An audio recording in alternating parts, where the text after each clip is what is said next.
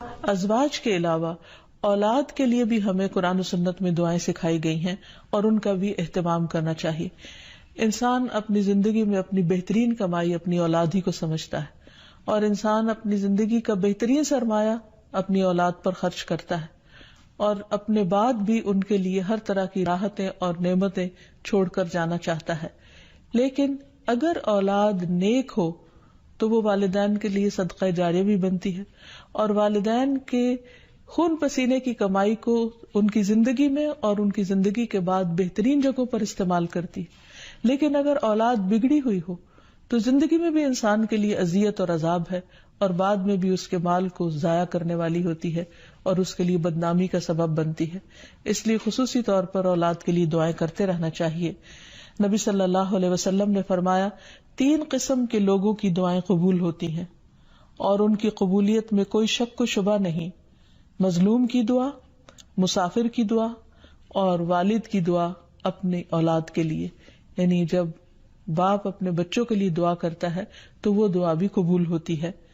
اسی طرح نبی صلی اللہ علیہ وسلم نے اس بات سے بھی منع کیا کہ کوئی اپنی اولاد کے خلاف دعا کرے یا اس کو بد دعا دے، کیونکہ وہ بھی قبول ہو جاتی ہے اور پھر انسان کے لیے پریشانی کا باعث بنتی ہے. اس سلسلے میں نبی صلی اللہ علیہ وسلم نے فرمایا اپنی اولاد کو بد دعا نہ دو، ایسا نہ ہو کہ وہ اللہ کی طرف سے قبولیت کی گھڑی ہو اور وہ تمہارے لیے قبول کر لے. اور اگر انسان کی ایسی دعا قبول ہو جائے تو پھر انسان کے لیے سخت پریشانی کا باعث ہو سکتی ہے یہ بات. پھر اسی طرح یہ ہے کہ اگر کسی کی اولاد نہ ہو تو اس کے لیے بھی دعا سکھائی گئی ہے، اور وہ دعا ابراہیم علیہ السلام کی دعا ہے جس میں وہ کہتے ہیں رب ہب لی من الصالحین، اے میرے رب مجھے نیک اولاد عطا فرما، صالح لوگوں میں سے عطا فرما. فبشرناہ بغلام حلیم، تو ہم نے اسے ایک بردبار بیٹے کی بشارت دی. یعنی اللہ سبحانہ وتعالیٰ نے ان کی دعا سن لی، اور یہ دعا بہت عرصے کے بعد سنی گئی تھی لیکن بہرحال سن لی گئی. ابراہیم علیہ السلام اللہ کے دوست تھے اور مستجاب الدعوات تھے، ان کی دعائیں قبول ہوتی تھی. لیکن یہاں یہ بات بھی پتہ چلتی ہے کہ دعا کی قبولیت کا مطلب یہ نہیں کہ جس وقت انسان منہ سے کوئی بات نکالے اسی وقت پوری ہو جائے. اس کی پورے ہونے میں بعض اوقات کئی سال گزر سکتے ہیں، جیسے ہم دیکھتے ہیں یوسف علیہ السلام کے واقعے میں، ابراہیم علیہ السلام اور دیگر پیغمبروں کے سلسلے میں. اور پھر ہم اس بارے میں یہ بھی دیکھتے ہیں کہ جس طرح ابراہیم علیہ السلام کی دعائیں قبول ہوئی تو انہوں نے اپنے رب کا اس پر شکر بھی ادا کیا اور فرمایا الحمدللہ الذی وہب لی علی الکبر اسماعیل و اسحاق ان ربی لسمیع الدعاء، کہ اللہ کا شکر ہے جس نے مجھے بڑھاپے میں اسماعیل اور اسحاق جیسی اولاد دی، بلا شبہ میرا پروردگار دعائیں سننے والا ہے. اور حقیقت یہ ہے کہ اللہ تعالیٰ پیغمبروں کی بھی سنتا ہے اور پیغمبروں کے علاوہ باقی لوگوں کی بھی دعائیں سنتا ہے. اس لیے اولاد کی طرف سے کبھی بھی مایوس نہیں ہونا چاہیے، نہ ہونے کی شکل میں بھی اور ہونے کے بعد ان کی نیکی اور خیر اور بھلائی کے سلسلے میں بھی. اور اس میں ہم دیکھتے ہیں کہ زکریا علیہ السلام کی بھی اولاد نہیں تھی تو وہ بھی بڑھاپے تک مایوس نہیں ہوئے اور دعا مانگتے رہے.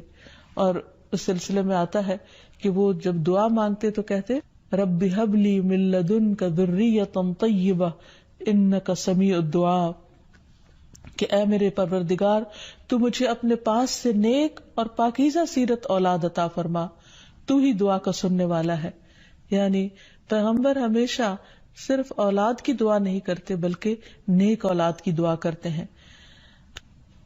اولاد کا ہونا اللہ سبحانہ وتعالیٰ کا ایک بہت بڑا انعام اور بندے پر بہت بڑا احسان ہے.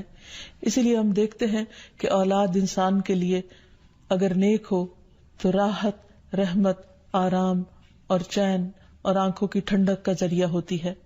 نبی صلی اللہ علیہ وسلم حضرت حسن اور حسین کو اپنے پھول کہا کرتے تھے کہ یہ دونوں میری دنیا کے پھول ہیں. ایک اور حدیث سے ہمیں پتہ چلتا ہے کہ اولاد انسان کی بہترین کمائی ہے. فرمایا ان اولادکم من اطیب کسبکم، تمہاری اولاد تمہاری سب سے بہترین کمائی ہے، بس اپنی اولاد کی کمائی میں سے کھاؤ، یعنی وہ انسان کے لیے حلال ہے، جائز ہے. پھر اسی طرح بیٹیاں جو ہیں ان کی تعلیم و تربیت اور ان کی پرورش بھی ایک بہت خیر و بھلائی اور جنت کمانے کا ذریعہ ہے. لیکن اس کے ساتھ ساتھ یہ بھی یاد رکھنا چاہیے کہ اولاد ایک رسپانسبلٹی بھی ہے، ان کے بارے میں سوال بھی کیا جائے گا کہ ان کی تربیت کس طرح کی. پھر خصوصی طور پر اسے ماں کی ذمہ داری قرار دیا گیا، اگرچہ ماں اور باپ دونوں ذمہ دار ہیں، لیکن عورت سے اس کے گھر والوں یعنی اس کے بچوں کے بارے میں اس سے سوال ہوگا کہ اس نے ان کی تربیت کیسے کی. تو اس لیے ہم سب پر لازم ہے کہ ہم اپنے بچوں کی دینی اور دنیاوی دونوں طرح سے بہترین تربیت کرنے کی کوشش کریں. تو آخر میں ہم دیکھتے ہیں کہ جو دعائیں ہمیں خاص طور پر اولاد کے لیے مانگنی چاہیے وہ ان کی نیکی، تقوی اور اصلاح کی ہیں، پیدائش سے پہلے بھی اور بعد میں بھی. پیدائش سے پہلے رب ہب لی من الصالحین، کہ اے رب مجھے صالح اولاد عطا کر. رب ہب لی من لدنک ذریۃ طیبہ انک سمیع الدعاء، اے میرے پروردگار مجھے اپنی طرف سے نیک اور پاکیزہ اولاد عطا فرما، بے شک تو ہی دعا کا سننے والا ہے. پھر اسی طرح اولاد کو شیطان سے محفوظ رکھنے کی دعا بھی کرنی چاہیے، جس طرح حضرت مریم کی والدہ نے ان کی پیدائش سے پہلے دعا کی. پھر اسی طرح اپنی اولاد کو شیطان مردود سے بچانے کی بھی دعا کرنی چاہیے، جیسے حضرت مریم علیہ السلام کی والدہ نے ان کی پیدائش کے وقت یہ دعا مانگی تھی، وَإِنِّي أُعِيذُهَا بِكَ وَذُرِّيَّتَهَا مِنَ الشَّيْطَانِ الرَّجِيمِ، اور بے شک میں اس کو اور اس کی اولاد کو شیطان مردود سے تیری پناہ میں دیتی ہوں. پھر اسی طرح ایسی اولاد مانگنی چاہیے کہ جو انسان کے لیگیسی کو آگے لے کر چل سکے اور اس کے علمی ورثے کو سنبھالنے والی ہو، جیسے زکریا علیہ السلام نے دعا کی تھی.